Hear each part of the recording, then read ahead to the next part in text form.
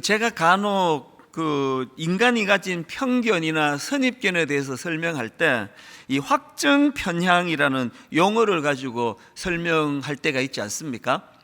이 확증 편향이라는 거는 한마디로 말하면 자기 생각과 일치하는 정보에만 주목하고 그 외의 정보는 무시하는 사고방식, 이걸 이제 확증 편향이라 그러는데, 쉽게 말하면은 듣고 싶은 것만 듣고 보고 싶은 것만 보는 태도, 이거 확증 편향이라 그럽니다. 사람들이 왜 이런 태도를 취하는가? 전문가들 얘기 딱 한마디입니다. 왜 확증 편향 이런 태도를 취하는가니까 자기 생각이 틀렸다는 것을 인정하고 싶지 않은 본능 때문이라는 겁니다. 제가 최근에 우연히 청소년들을 위해서 쓴 책인데요, 14살에 시작하는 처음 심리학, 이런 책을 제가 우연히 봤더니 거기에 이 확정 편향을 너무나 한마디로 이렇게 전곡을 찔러 설명하는 것을 봤습니다. 확정 편향이 뭐냐? 내 말이 맞잖아. 이걸 주장하는 게 이게 확정 편향이라는 겁니다.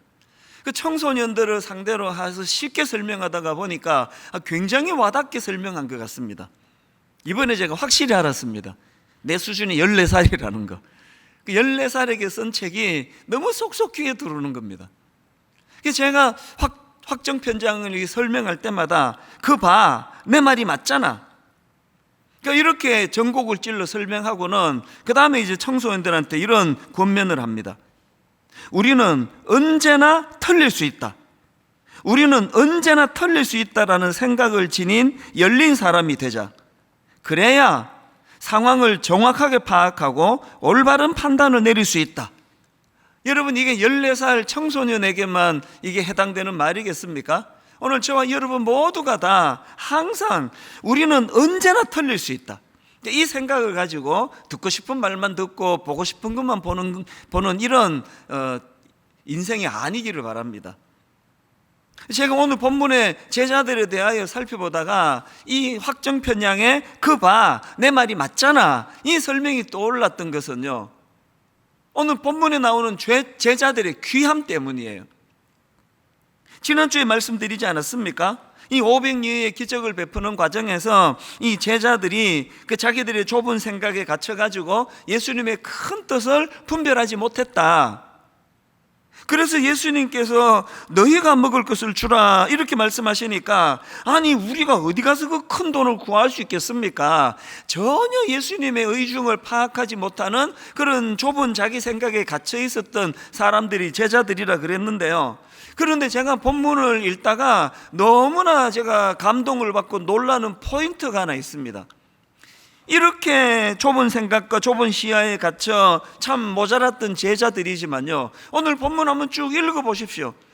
전개되는 모든 것들이 이 제자들이 너무나 예수님의 수족이 되어서 예수님의 의중은 잘 살필 수 있는 능력은 좀 떨어지지만 손색 없이 주님의 동력자로 기적을 베푸는 일에 동참하고 있는 제자들의 모습을 발견하는 겁니다.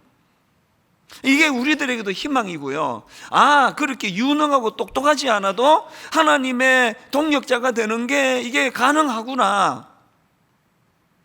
이걸 잘 분석해야 됩니다. 어떻게 그렇게 생각이 좁고 편협하고 모자랐던 제자들이 어떻게 손색 없이 주님의 동력자가 되어 쓰임을 받았을까? 대답 간단합니다. 비록 그들은 시야가 좁고 생각의 폭이 좁았지만, 그러나 그들은 주님 앞에서 항상 어떤 태도였습니까? 내 말이 맞잖아, 주님이 틀렸잖아요, 이런 태도가 아니고요, 항상 우리는 언제나 틀릴 수 있다. 주님의 말씀 앞에 교정받을 준비가 되어 있는 제자들이었기 때문에, 그래서 제자들이 그렇게 공생의 기간 내내 주님의 동력자로 쓰임받을 수 있었던 거 아닙니까? 그래서 우리도 하나님 앞에, 주님 비록 우리도 연약하지만 참 저의 생각도 늘 좁고 편협하지만 그럼에도 불구하고 항상 언제나 내가 틀릴 수 있다 생각하고 주님께 다가가오니 말씀으로 우리를 교정시켜 주시기 원합니다. 이런 겸손한 태도를 가지고, 그리고 주님 비록 부족하지만 우리도 주님께 쓰임 받고 싶습니다. 그래서 제가 오늘 우리가 연약함에도 연약함에도 불구하고 정말 주님의 동력자로 쓰임 받고 싶습니다, 이런 마음으로요 그렇게 하기 위해서 갖추어야 될 몇 가지를 좀 살펴보려고 하거든요. 여러분, 연약함에도 불구하고 쓰임 받기 원하세요? 첫째, 예수님과의 소통이 필요하다는 겁니다. 오늘 본문의 흐름을 쭉 보면서 지금 제자들이 예수님과 끊임없이 대화로 소통하는 것을 제가 발견을 했는데요. 자, 오늘 본문 맨 먼저 말씀 이렇게 시작합니다. 마가복음 6장 35절 36절. 때가 저물어 가매 제자들이 예수께 나와 여짜오되 이곳은 빈 들이요 날도 저물어 가니 무리를 보내어 두루 촌과 마을로 가서 무엇을 사 먹게 하옵소서. 비록 참 생각이 짧은 그 제자들이지만 그러나 그들은요 그 짧은 생각임에도 불구하고 어떡합니까? 제자들이 예수께 나와 여짜오되. 그리고 그 다음 37절도 마찬가지입니다. 예수님이 이렇게 말씀하십니다. 대답하여 이르시되 너희가 먹을 것을 주라 하시니, 그랬더니 제자들의 반응이 이렇습니다. 여짜오되 우리가 가서 200데나리온의 떡을 사다 먹이리까. 참 생각이 부족한 그들이지만 끊임없이 주님께 지금 질문하며 소통하는 그 모습을 보이고 있는 거 아닙니까? 그 다음 38절도 마찬가지입니다. 주님께서 이르시되 너희에게 떡 몇 개나 있는지 가서 보라 하시니, 그랬더니 제자들이 알아보고 이르되, 또 주님께 보고하며 소통하는 모습을 보이고 있거든요. 여기서 우리가 배워야 되는 중요한 포인트가 있습니다. 어차피 여러분 오병이어의 기적은요 제자들의 똑똑함으로 만들어지는 거 아닙니다. 어차피 오병이어의 기적은 제자가 뭐 똑똑하든지 안 똑똑하든지 그게 주 원인이 아니고, 오병이어의 기적의 모체는, 원천은 예수 그리스도세요. 예수 그리스도의 능력이시란 말이에요. 그러니까 내가 얼마나 많이 갖추었느냐가 중요한 게 아니라 이 기적의 원천이 내가 아니라 주님이시라는 사실을 인정하고 계속 그분과 소통해야 되는 겁니다. 여짜오되. 오늘 소위 이거 똑똑하다고 하는 목회자들이 우를 범하는 게 이거라고 생각합니다. 오늘 소위 좀 이름이 알려지고 좀 교회가 좀 커졌다고 생각하는 목사들이 범하기 쉬운 우가 바로 이거라고 생각합니다. 거기에 저도 자유롭지 않습니다. 뭐 맨날 신학생들이 물으러 오고 후배 목사들이 물으러 오고 질문하고 그러니까 뭐 제가 뭐라도 된 것처럼 그래가지고 그냥 자칫 잘못하면은 여짜오대가 없어질 위험이 있다는 거예요. 주님은요 똑똑한 제자 12를 세우지 않으세요. 이런 위험이 있기 때문에 항상 주님의 지도가 없으면은 그냥 제대로 일할 수 없는 연약한 그들이지만, 제자들은 주님 앞에는 여짜오대의 삶이에요. 그 똑똑한 사람 잘못 써놓으면요 맨날 이거 증명하는 거예요. 그거 봐, 내가 맞잖아. 주님이 틀렸잖아요. 지금 제자들에게는 그런 태도가 없다는 겁니다. 이 예수님의 소통 아닙니까? 이런 소통을 참 잘한 인물이 구약의 모세입니다. 지도자로서. 신명기 34장 10절을 보니까요, 그 후에는 이스라엘에 모세와 같은 선지자가 일어나지 못하였나니 모세는 여호와께서 대면하여 하시던 자요. 여러분 지금 여기서 이 모세 같은 선지자가 참 선지자다 그 얘기 아닙니까? 그 모세 같은 선지자가 참 선지자다 그러시면서 어떤 점에서 하나님이 그렇게 생각하시는가를 엿볼 수 있는 거 아닙니까? 왜 모세가 참 선지자라고 인정을 받습니까? 34절 10절 뒷부분에 보세요. 모세는 여호와께서 대면하여 하시던 자요. 모세가 참 선지자인 거는 막 IQ가 200이고 막 유능하고 그게 아니고요, 하나님과 소통을 잘했다는 거. 하나님과 이런 관점으로 보면은 출애굽기에서 모세는요 막 수시로 산에 올라갑니다. 출애굽기 24장 13절. 모세가 그의 부하 여호수아와 함께 일어나 모세가 하나님의 산으로 올라가며, 출애굽기 24장 15절. 모세가 산에 오르매 구름이 산을 가리며, 출애굽기 24장 18절. 모세는 구름 속으로 들어가서 산 위에 올랐으며. 초신자들은 와, 이 모세가 등산 되게 좋아했네, 건강에는 등산이 최고지, 이렇게 생각하실 수 있지만 그건 오해세요. 모세가 이렇게 빈번하게 산을 오른 이유를 출애굽기 24장 16절에서 설명하고 있습니다. 출애굽기 24장 16절, 여호와의 영광이 시내산 위에 머무르고 구름이 엿새 동안 산을 가리더니 일곱째 날에 여호와께서 구름 가운데서 모세를 부르시니라. 왜 모세가 산을 그렇게 빈번하게 찾았는지 아시겠죠? 소통이, 이 하나님과의 소통.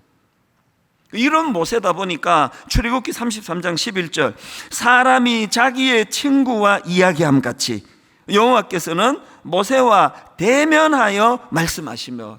정말 부러운 대목 아닙니까? 얼마나 주님과의 소통이 잘 일어났으면 사람이 자기 친구와 이야기함 같이 그 친밀함을 가지고 하나님과 교제가 이루어지고 있다는 거예요.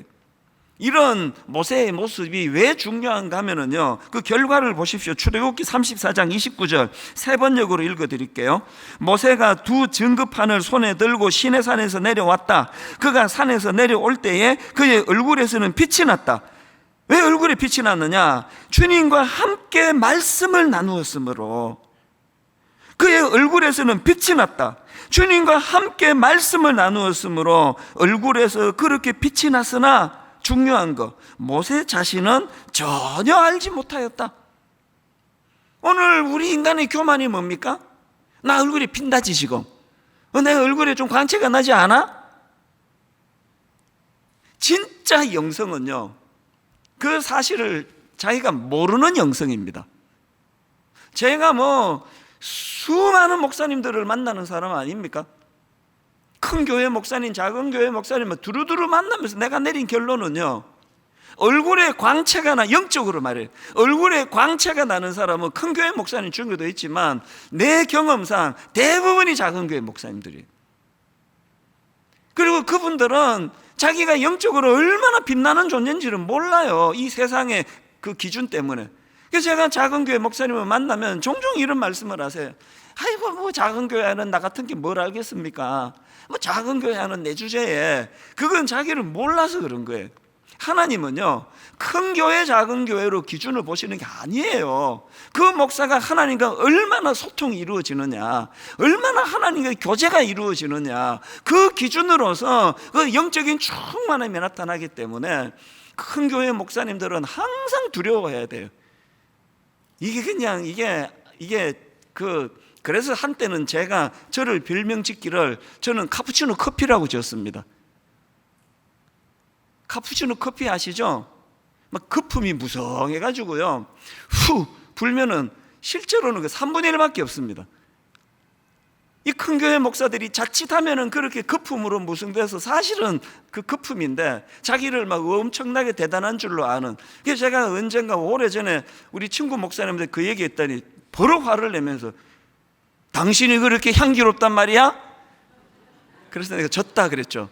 그게 그런 뜻이 아닌데, 여러분, 큰 교회 작은 교회, 큰 사업체 작은 사업체, 지혜로운 사람 덜 지혜로운 사람, 그 기준이 아니고요, 하나님 앞에서 인간의 기준은 딱 하나예요. 얼마나 주님과 소통이 일어나는가, 얼마나 그분과 대면이 이루어지는가. 우리는요, 산까지 안 찾아가도 돼요. 직장에서 힘드세요? 눈 감고 주님을 의지하면 거기가 산이에요. 모세가 찾았던. 몇 번 말씀드렸지만 개척 초기에 저의 부족함 때문에 너무 목마름이 많았을 때 아무도 없는 불 꺼진 이 본당에 앉아서 참 눈물을 흘리며 하나님 껴내를 구했을 때, 그게 바로 아까 모세가 찾았던 그 산이란 말이에요. 산. 여러분, 부탁드립니다. 직장에서, 가정에서, 삶의 현장에서 참 무거운 여러 가지 일들 때문에 힘드시다면 모세가 찾았던 그 놀라운 하나님과의 대면하는 장소를 주님이 만들어 주시는 거 기억하시기를 바라요. 그리고 잠깐 눈을 감으면 이 세상으로부터 격리가 돼요. 제 경험상 해보니까 그렇더라고요. 잠깐 눈을 감고 그분을 묵상하는, 그래서 주님과 참 대면하며 교제하는 일, 그분과 소통하는 일. 그래서 참 모세가 하나님 앞에 받았던 평가처럼요, 사람이 자기의 친구와 이야기함 같이 그렇게 하나님과 소통이 이루어지는 그런 성도님들 되시기를 바랍니다. 이게 첫 번째 조건입니다. 그런가 하면 쓰임받기 위한, 부족함에도 쓰임받기 위한 두 번째 조건이 뭐냐? 절대 순종이에요. 내 생각도 이렇고 또 주님이 시키시는 것도 또 그것도 뭐 이해가 되는 건 그건 그냥 순종이고요. 내 생각엔 이게 아닌 것 같은데 이렇게 시키시면 안 되는 것 같은데 순종하는 게 그게 절대 순종입니다. 오늘 본문의 제자들의 귀함이 바로 그 모습이거든요. 본문 39절에 보니까 제자들에게 명하사 그 모든 사람으로 때를 지어 푸른 잔디 위에 앉게 하시니, 그랬더니 40절 제자들이 그 말씀에 순종해서 때로 100명씩 또는 50명씩 앉은지라. 이게 왜 대단한 건지 아십니까? 한번 상상을 해보세요. 그 많은 군중들에게 자 이제 50명씩 100명씩 자 이제 군을 이루어서 앉아보세요 이러면은 그게 지금 무슨 메시지예요? 먹을 거 주겠다는 이야기 아닙니까? 먹을 거 줄 수 없으면 다 이제 집으로 가세요 그러는데 앉으라는 거예요. 근데 그 명령을 받은 제자들은 다 알거든요. 먹을 게 없다는 걸. 지금 예수님 손에 물고기 2마리, 보리떡 5개밖에 없대. 어린애 도시락, 그 물고기도 뭐 멸치 같은 조그마한 고기였겠죠. 아무 준비가 안 됐는데 막 군중들에게 이 기대심을 불러 이렇게 해가지고 이제 뭐 먹을 거 주나 보다 하고 뭉수 앉았는데 이 나중에 끝까지 안 주면은 욕 엄청 얻어먹을 텐데, 또 군중 심리는 또 굉장히 파괴적이잖아요. 이거 뭐 두들겨 맞을지도 모르는데. 제가 왜 절대 순종이 주님의 동력자로 쓰임받는 기준이라고 했는지 아시겠죠? 순종한 거예요. 오병이어가 그래서 가능했던 거 아닙니까? 제자들이 이 군중을 다 흩어버리면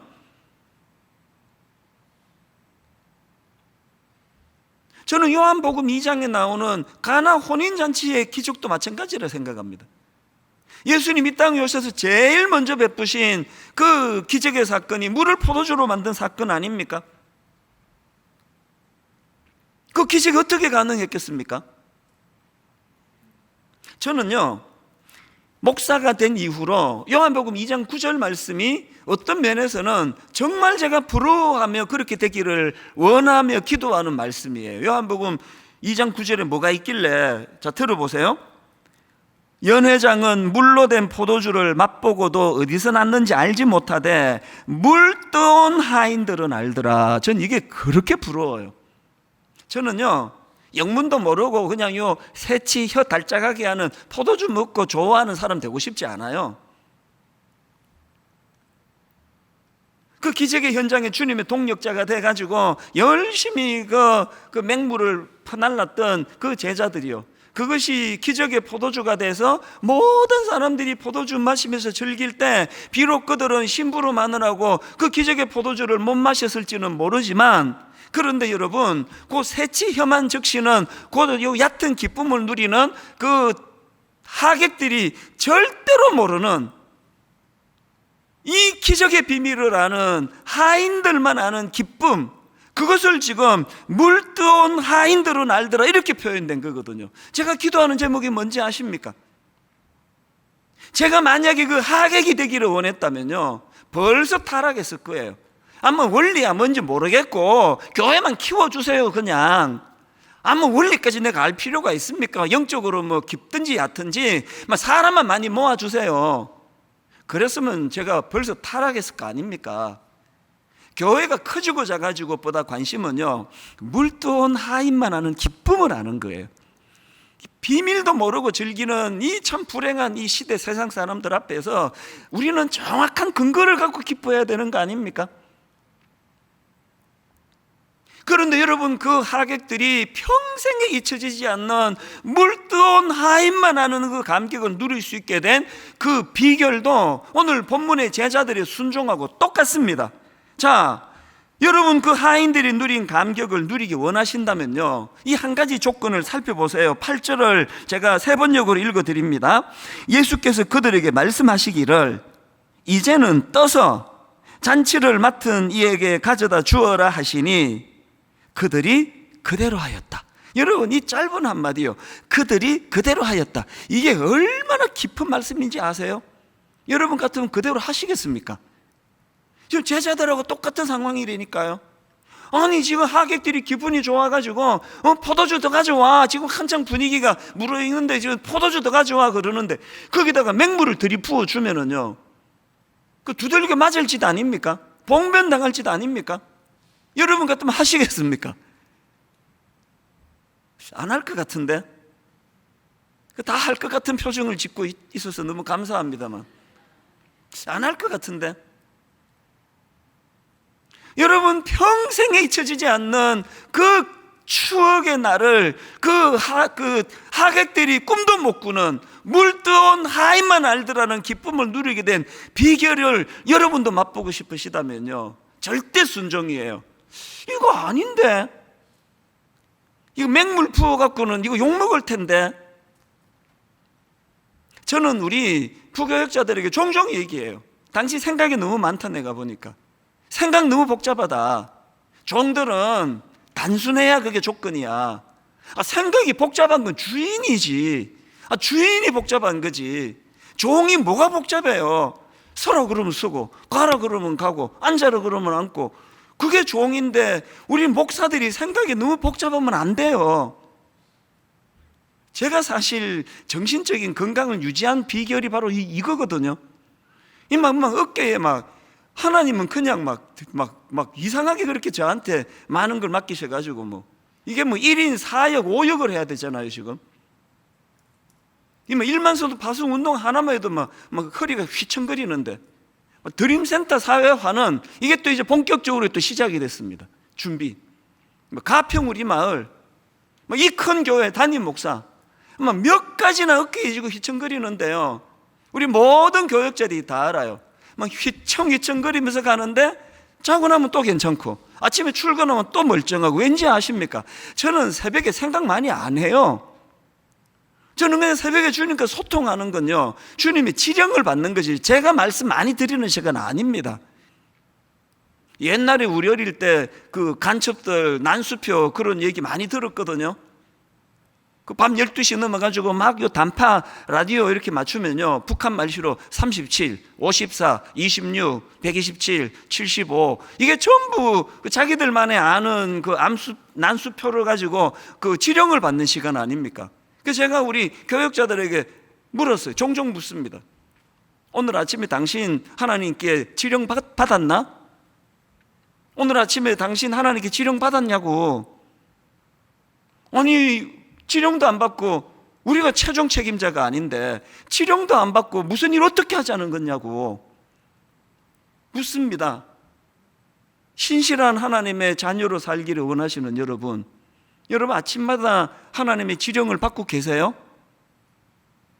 그걸 안 받으니까 그냥 자기 소견에 오른 대로 하니까 열심은 내면 낼수록 교회가 어지러워지는 거 아닙니까?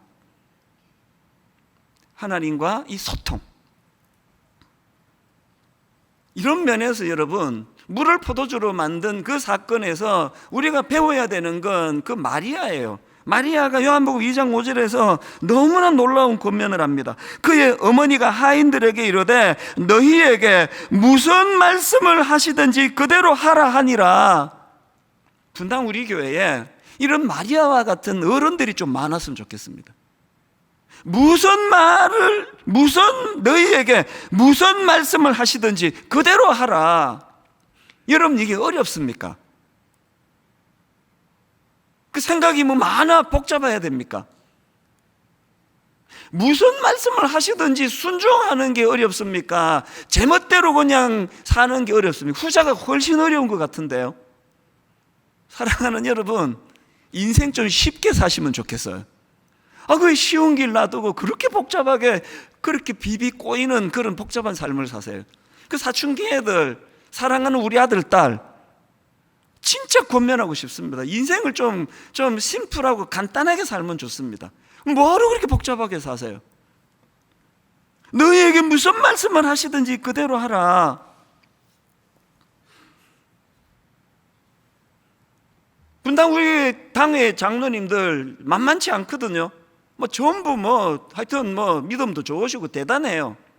그래서 제가 이렇게 안건을 내면요, 요모조모 잘 따지세요.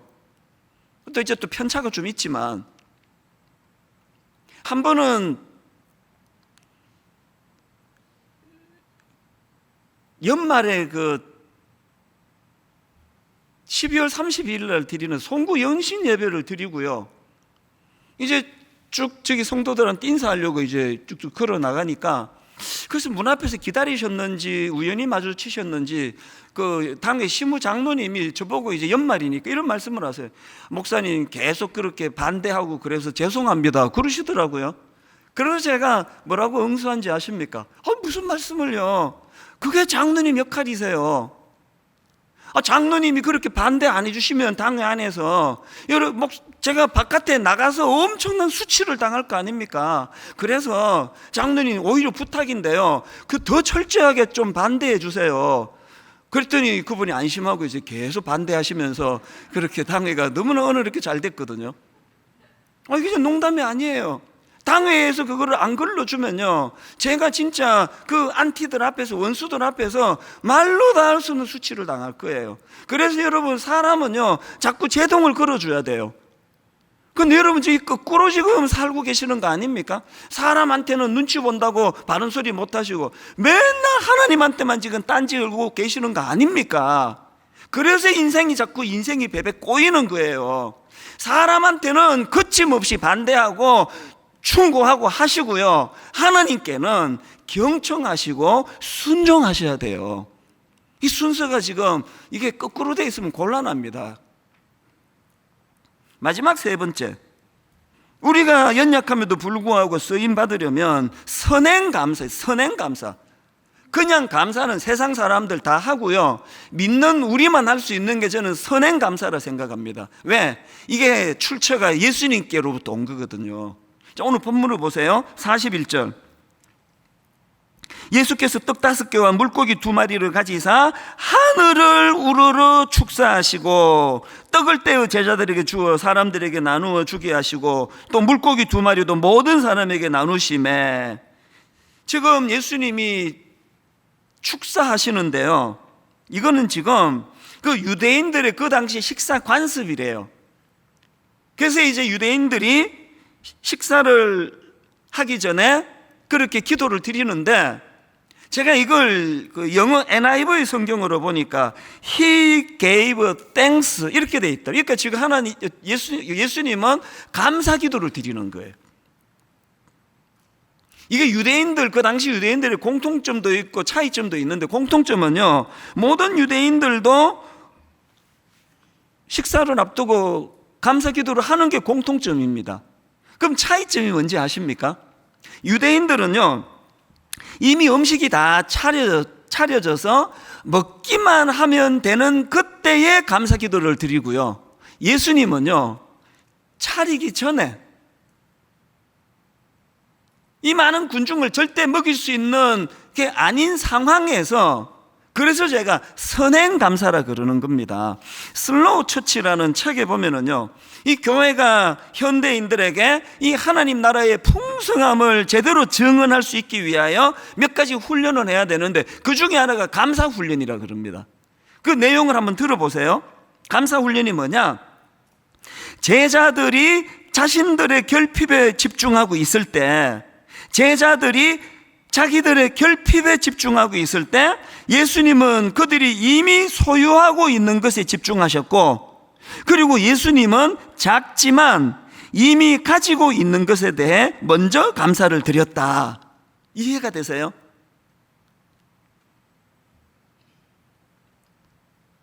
그 제자들의 관심은 자기들이 안 갖고 있는 것에 집중하니까 감사가 나오겠냐고요. 그런데 예수님이 선행감사가 왜 가능했느냐? 비록 작지만 이미 있는 그것을 주목하셨기 때문이라는 겁니다. 그 책에 보면은 로핑크라는 분의 말을 인용하는데 한번 들어보세요. 기적은 이미 존재하고 있었던 것으로부터 시작되었다.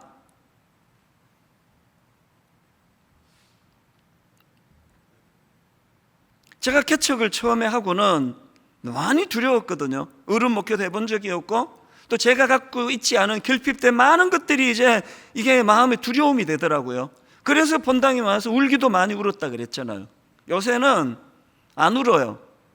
그리고 그것 때문에, 내가 안 갖춘 것 때문에 갈등 없습니다. 왜? 19년 목회하면서 알았거든요. 하나님은 강점으로 일하시는 분이에요. 내가 뭘 없느냐에 관심을 안 쓰시고 그거 어린애 도시락같이 이게 분당 우리 단임 목사로 섬기기에는 이게 터무니없이 작은 보잘것없는 것이지만 우리 주님은 이 작은 저의 장점을 부각시키셔서 그래서 손색 없이 일하시는 분이라는 걸 알았기 때문에 우리는 어디에 집중해야 됩니까? 내가 갖고 있지 않는 거에 집중하면 그건 부족한 제자들의 시각이에요. 다시 읽어드릴까요? 기적은 이미 존재하고 있었던 것으로부터 시작되었다. 제자들이 자기들의 결핍에 집중하고 있을 때 예수님은 작지만 이미 가지고 있는 것에 먼저 감사를 드렸다. 여러분도 그렇게 되시기를 바랍니다. 이런저런 교훈이 참 많았는데요. 그런데 여러분, 저는 오늘 본문에서 정말 중요한 포인트 한 가지를 발견합니다. 그 41절을 다시 보시겠습니까? 예수께서 떡 5개와 물고기 2마리를 가지사 하늘을 우러러 축사하시고 해요. 하늘을 우러러 축사하시고, 저는 이 부분을 묵상하면서 언젠가 읽었던 글 하나, 이게 너무 마음에 와닿아서 우리 화면으로도 좀 띄워달라 그랬습니다. 잘 들어보세요. 감사란 조건에 대한 반응이 아니다, 하나님을 향한 반응이다. 너무너무 중요한 겁니다, 여러분. 이게 감사란 조건에 대한 반응이 아니다, 하나님을 향한 반응이다. 왜 제자들이 자기들의 결핍에만 집중하면 안 되는지 아시겠습니까? 어차피 오병이어의 기적의 능력은 자기들이 모은 떡과 고기의 분량으로 결정되는 것이 아닙니다. 왜 결핍된 그것만 바라보고 그렇게 비관하고 나는 갖춘 게 없어서 쓰임받을 수 없다고 생각하고 계시느냐고요. 감사란 조건에 대한 반응이 아니다, 하나님을 향한 반응이다. 여러분, 자주자주 하늘을 쳐다봐야 됩니다. 상징적으로 땅의 것만 보시면 안 됩니다. 자주자주 여러분 영적인 세계를 꿈꾸셔야 돼요. 눈에 보이는 분당 우리 교회 화려하고 사람 많이 모이고 갖출 거 다 갖추고 이게 우리 영혼을 가난하게 만들 무서운 도구예요. 오늘날 도시교회 치명적인 문제가 이거 아닙니까? 땅의 것만 계산하니까. 둘 중에 하나예요. 난 뭐 어린애 도시락 하나밖에 없네, 맨날 비관하고 막 한 어린애 도시락이 아니라 어른 도시락 한 100개쯤 모았다고 막 교만이 머리 꼭대기까지 올라가고, 그게 다 왜 그렇습니까? 하늘을 우러러지를 않아서 그런 거 아닙니까? 자꾸 하나님을 바라보셔야 돼요.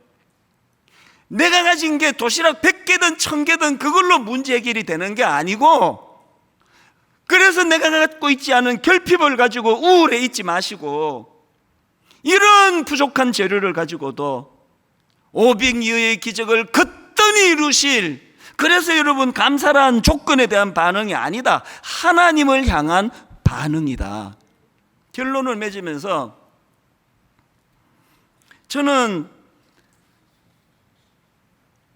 오늘 설교 제목을요, 그러나 내겐 당신이 있습니다, 이렇게 정했는데요. 이 제목은 그 장영희 교수라는, 지금은 이제 돌아가셨는데요, 이 장영희 교수라는 분이 쓴 책 제목을 따온 겁니다. 그러나 내겐 당신이 있습니다. 그리고 이 책을 딱 펼치면요, 이런 글이 나와요. 그러나 내겐 당신이 있습니다. 당신의 사랑이 쓰러지는 나를 일으킵니다. 나를 사랑하는 이가 이 세상에 존재한다는 것, 그것이 내 삶의 가장 커다란 힘입니다. 딱 넉 줄짜리, 딱 책을 피면 몇 페이지 지나고 나면 그 빈 여백에다가 이 짧은 문장을 써놓았는데, 지난 여름 조금만 과장하자면요, 이 문장이 주님을 묵상하는 재료가 되고 도구가 되고 이것이 저의 침체를 회복시켜 줬어요. 왜? 제가 이렇게 읽었거든요. 그러나 내겐 주님이 있습니다.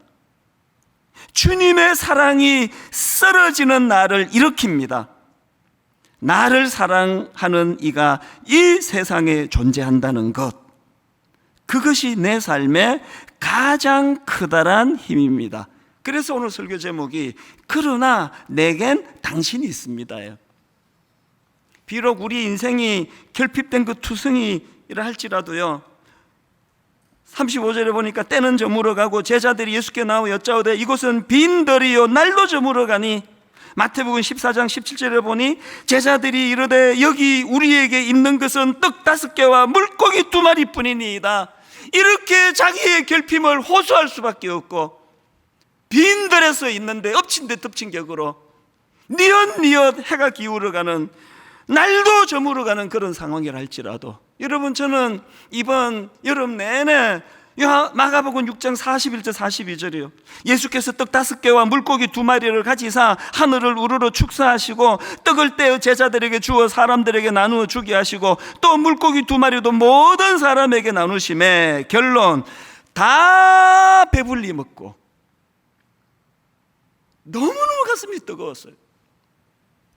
마음은 힘든데, 내 힘으로는 이거를 헤쳐나갈 수 없을 것 같은데, 분당우리교회 담임 목사로서 역할을 다 못할 것 같은데, 주님이 계속 내 마음에 되뇌이게 하셨던 2마디, 너희들이 먹을 것을 주라. 다 배불리 먹고, 너희들이 먹을 것을 주라. 다 배불리 먹고. 다시 말씀드립니다. 감사란 조건에 대한 반응이 아니라 하나님을 향한 반응이다. 빈들이고 해는 뉘엿뉘엿 기울어, 지금 제 나이가 거기에 해당된다고 생각하거든요. 인생도 이제 힘이 빠져나가고 의욕도 점점 사라져갈 수밖에 없는, 해가 뉘엿뉘엿 기우는, 그리고 주님 앞에 고백할 수밖에 없는 것은, 우리에게 있는 것은 떡 5개와 물고기뿐이니이다. 그래서 여러분, 나이가 들수록 축복인 거예요. 그래서 여러분, 젊을 때 거품 다 걷어내고 빈들에서 해가 뉘엿뉘엿 기울어가는 그 자리에 서서 오늘 설교 제목 그대로 고백을 드릴 수가 있는 겁니다. 그러나 내겐 당신이 있습니다. 아무것도 없는 빈들이지만 그러나 내겐 당신이 있습니다. 다 갖추고 그러나 내겐 당신이 없습니다. 가장 비극적인 고백 아니겠습니까? 여러분, 오늘 이 말씀을 기억하시면서 이곳은 빈들이요 날도 저물어 가니, 그리고 여기 우리에게 있는 것은 떡 5개와 물고기 2마리뿐이니, 우리가 할 수 있는 거 주님과 소통하는 거예요. 주님께 나아가는 겁니다.